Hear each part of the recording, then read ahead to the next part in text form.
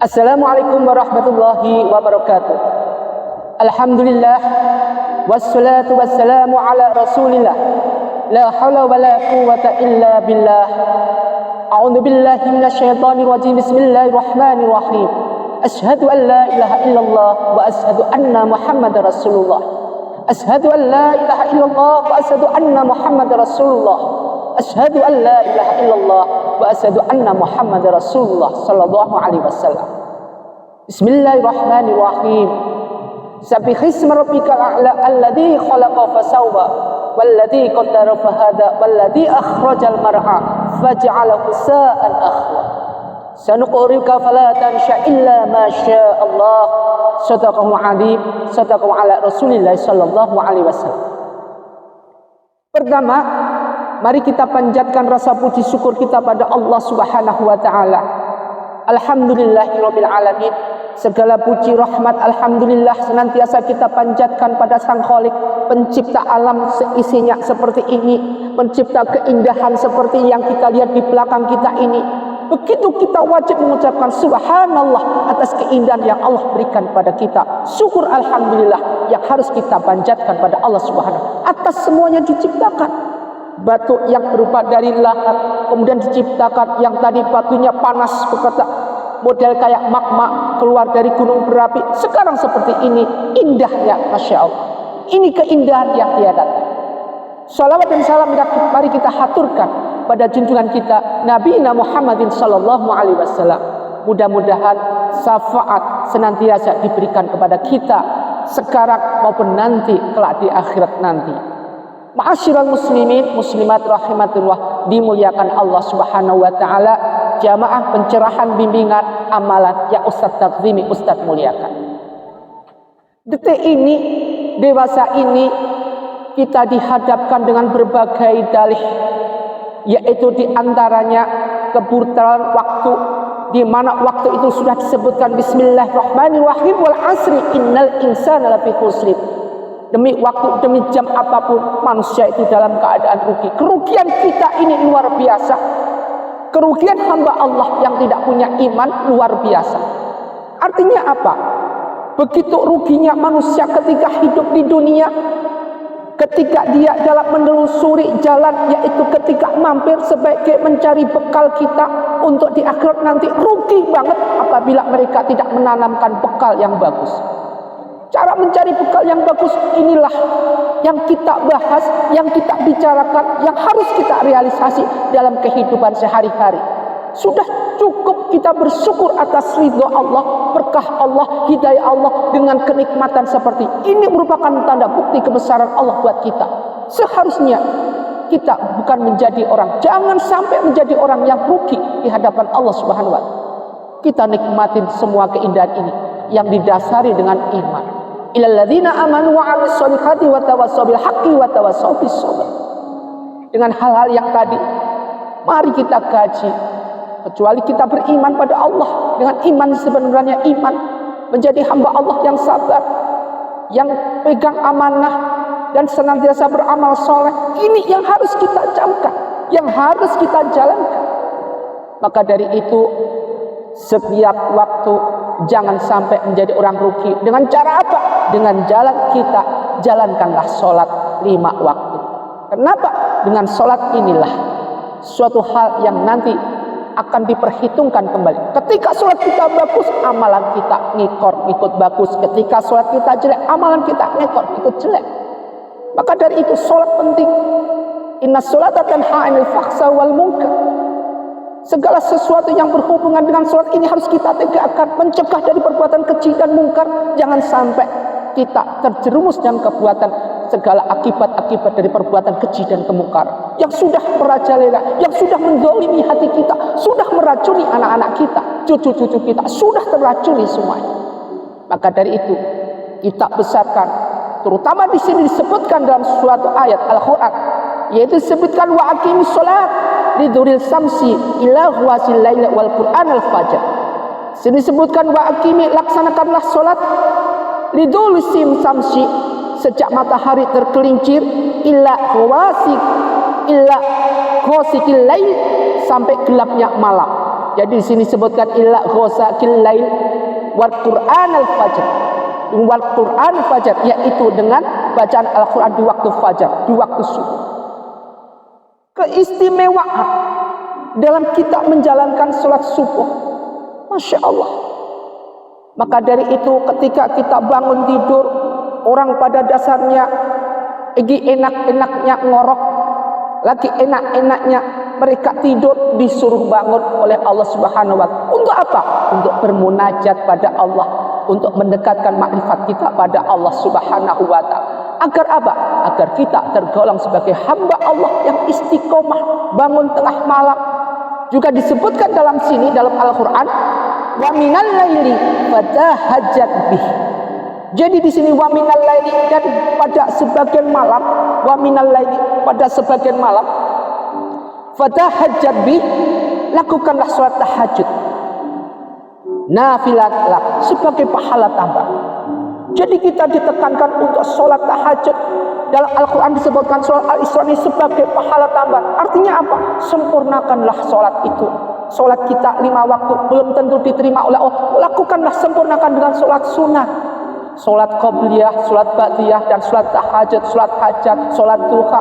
Lakukan itu untuk menyempurnakan sholat kita. Dan di sini ditekankan dengan wal fajr, dengan sholat-sholat menjelang fajar itu namanya sholat subuh. Maka Allah berikan jaminan bagi mereka yang menjalankan sholat subuh. Jaminan ini langsung dari Allah Subhanahu wa Ta'ala bagi hambanya yang menjalankan sholat subuh. Memang sholat subuh itu berat. Memang sholat subuh itu adalah suatu hal yang susah dilaksanakan.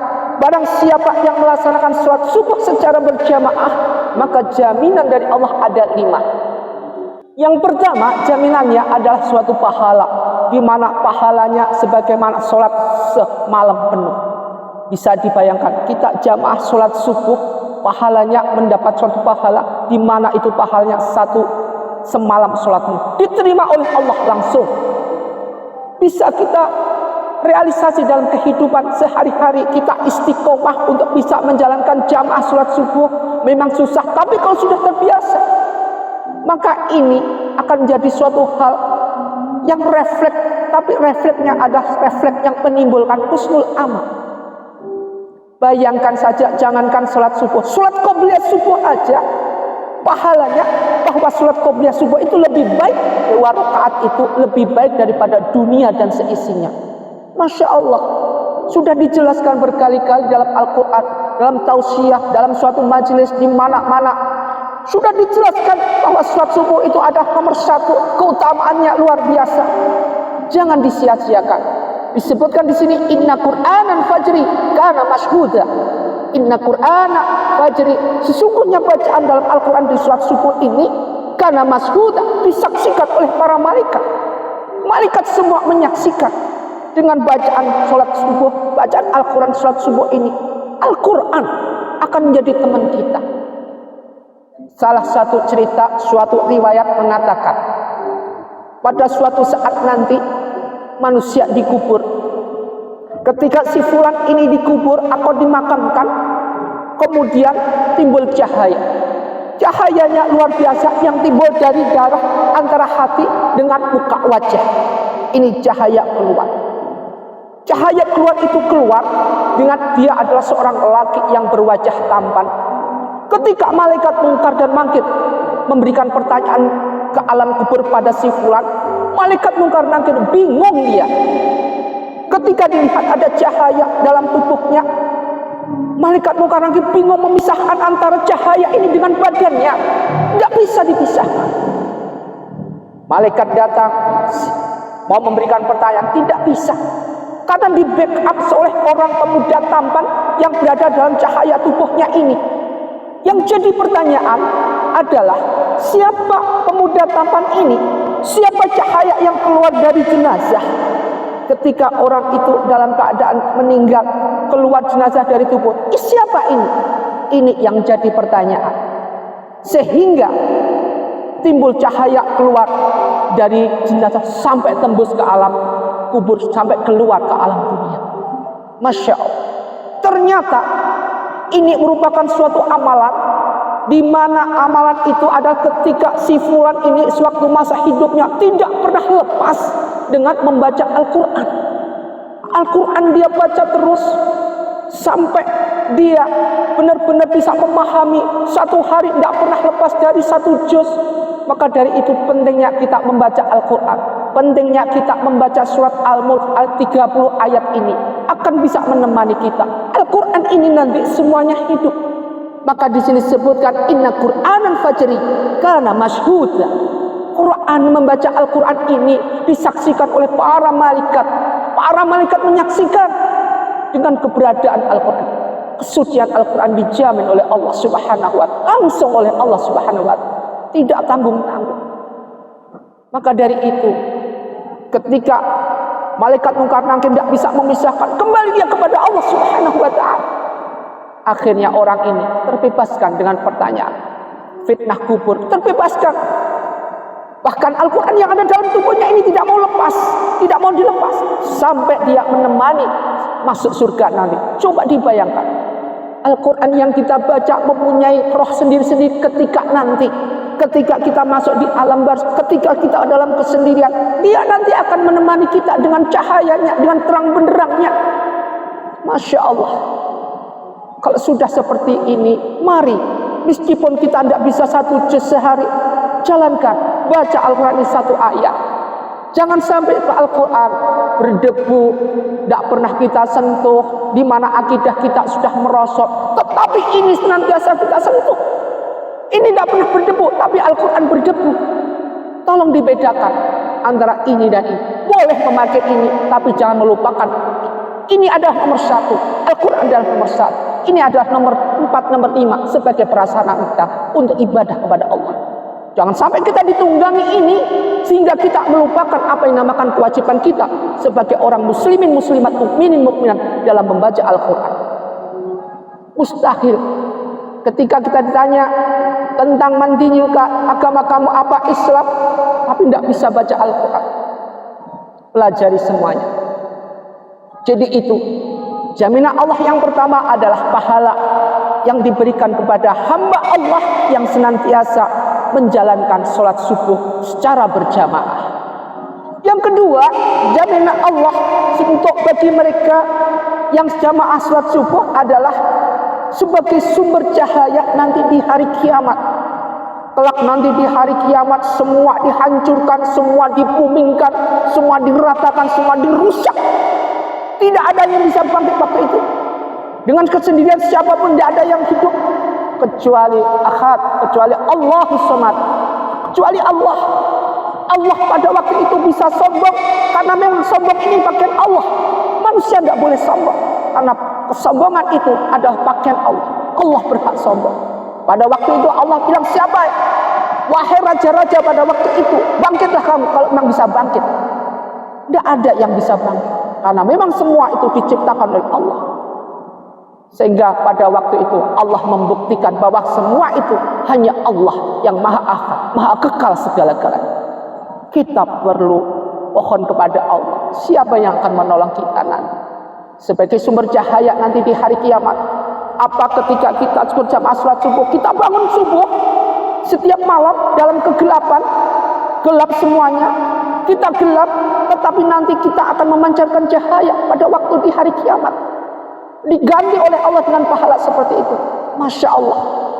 Kalau sudah seperti ini, kita seharusnya bisa memahami, bisa menjaga diri kita untuk senantiasa introspeksi diri, tidak usah menyalahkan orang, koreksi diri kita sendiri. Bagaimana kita bisa istiqomah dalam menjalankan sholat subuh secara berjamaah. Jangan sholat subuh sendiri, sholat subuh secara berjamaah. Gunakan untuk semua, untuk benar-benar kita istiqomah tawadhu kepada Allah Subhanahu wa ta'ala. Yang ketiga, jaminan dalam naungan Allah Subhanahu wa ta'ala adalah bagi mereka yang rajin dalam sholat subuh selama di dunia, dijamin masuk surga, dijanjikan Allah surga sampai nanti mendapatkan surga. Kalau sudah seperti ini, mari kita ibadah kepada Allah Subhanahu wa ta'ala. Kita menjalankan sholat itu bukan karena apapun, bukan karena apa, jangan mengharap pamrih dari Allah, jangan. Kita jalankan ibadah itu karena merasa kita bersyukur pada Allah atas segala hidayah, atas kedekatan kita, atas makrifat kita pada Allah Subhanahu wa taala. Jangan mengharap terlalu banyak. Apa yang Allah berikan pada kita sudah cukup dari apa yang harus diberikan pada selain Allah. Apa yang diberikan selain Allah? Yaitu iblis memberikan apa? Memberikan suatu janji-janji kemewahan cuma dunia. Allah memberikan jaminan, janji dunia akhirat. Bal tu'thiruna al-hayata dunya wal akhiratu khairu wa abqa. Bahwa akhirat itu kekal abadi, kebenarannya ada, kekal abadi selamanya. Tidak cuma setel aja. Jadi semua ini benar-benar harus kita pelajari, harus benar-benar kita realisasi dalam kehidupan sehari-hari. Yang keempat, selalu dalam lindungan Allah Subhanahu wa taala. Ini dalam lindungan Allah langsung. Barang siapa, ada suatu hadis riwayat disebutkan oleh Rasulullah sallallahu alaihi wasallam, barang siapa menunaikan salat subuh, maka ia berada dalam jaminan Allah Subhanahu wa taala. Maka jangan coba-coba membuat Allah membuktikan janjinya. Dan barang siapa yang membunuh orang yang menunaikan ibadah salat subuh, Allah akan menuntut sehingga Allah akan memenamkan mukanya ini ke dalam neraka. Disebutkan hadis riwayat Bukhari, Muslim, Tirmizi dan Ibnu Majah. Begitu pentingnya jalankan salat subuh secara berjamaah sampai Allah memberikan peringatan kepada hamba-hamba mereka yang membunuh mereka salat jamaah subuh, didenamkan dia mukanya di neraka. Ini jaminan Allah buat mereka yang membunuh salat orang jamaah salat subuh. Masya Allah. Maka dari itu kita jadikan sholat subuh ini merupakan suatu sholat yang paling utama. Sholat yang paling utama, jangan sampai diduakan, jangan sampai ditigakan, jangan sampai itu malah ditinggalkan. Kita jalankan semua itu benar-benar dengan keberanian, dengan keberadaan yang ada. Bangun tengah malam dalam sholat wa minal laili fatahajjad bih. Ini benar-benar kita jalankan. Setelah sholat tahajud, sholat hajat, kemudian kita menunggu, jangan tidur, kita menunggu sampai sholat subuh datang. Masya Allah. Ketika antum menunggu dengan kedatangan sholat subuh datang, antum menunggu dari sholat tahajud selesai, kemudian wirid, kemudian menjalankan sholat subuh secara berjamaah, hanya menunggu istiqomah tiap hari. Masya Allah. Meskipun antum duduk begini menunggu sampai tidur, masih dijamin waktu antum oleh Allah Subhanahu wa taala adalah waktu istiqab yang bagus. Subhanallah. Alhamdulillah wa la ilaha illallah wallahu akbar. Semoga kita dijadikan golongan hamba Allah yang istiqomah dalam hal seperti ini. Dalam hal mempelajari Al-Quran, dalam hal istiqomah ibadah. Bukan ibadah apapun, tetapi ibadah yang bisa mempertahankan keberadaan sholat subuh secara kontinu dan rutinitas. Yang kelima, jaminan Allah bagi mereka yang istiqomah dalam sholat jamaah subuh adalah bisa melihat Allah. Kenikmatan yang luar biasa, kenikmatan penghuni surga yang nomor satu tiada duanya. Di mana pada waktu nanti mereka penghuni surga tidak akan bisa melaksanakan nikmat paling nomor satu kecuali bisa nikmatnya apa? Bisa melihat Allah secara langsung. Masya Allah. Ketika kita di sini, ketika kita dengar nama baginda Rasulullah SAW, hati kita sudah dingin, adem, menangis kita. Itu baru mendengar nama baginda Rasulullah SAW. Belum ketemu baginda Rasulullah SAW. Ini belum ketemu sama Allah. Masya Allah. Hal seperti ini yang benar-benar nanti kita nanti-nantikan. Semoga kita dijadikan hamba Allah yang masuk dalam suatu golongan dari 5 yang di bawah jaminan Allah Subhanahu wa taala. Jaminan untuk bisa istiqomah dalam sholat jamaah subuh secara berjamaah terus kontinuitas. Maka dari itu kita jadikan diri kita ini, kita didik diri kita ini, kita bina hati ini, kita bina anak-anak kita, keluarga kita, senantiasa jangan meninggalkan sholat subuh, sholat asar, atau dinamakan sholat badai. Merupakan suatu hal yang harus kita didik, kita istiqomah, bukan dididik aja, tapi kita bikin suatu istiqomah yang luar biasa. Amalan apapun, apabila amalan itu banyak tapi tidak bisa istiqomah, percuma. Allah mencukai segala amalan. Di mana amalan itu biar sedikit, tapi bisa istiqomah di hadapan Allah Subhanahu wa taala. A'udzubillahi minasyaitonir rajim. Bismillahirrahmanirrahim. Wa minal laili fatahajjat bih nafilan la asya ayyabghasa rabbuka maqaman mahmuda wa qur rabbi adkhilni mudkhala sidqi wa akhrijni mukhraja sidqi waj'alni min ladunka sultanan nasyira wa qul ja'al haqqu wa zaqal batil innal batila kana zahuqa. Semoga kita diberikan suatu hal yang benar-benar bisa menjaga istiqomah kita dalam segala hal-hal yang tidak kita inginkan, tidak Allah ridhoi, tidak Allah berikan hidayah. Wa qul ja'al haqqu wa zaqal batil innal batila kana zahuqa. Shadaqahul azim, shadaqahu ala Rasulullah sallallahu alaihi wasallam.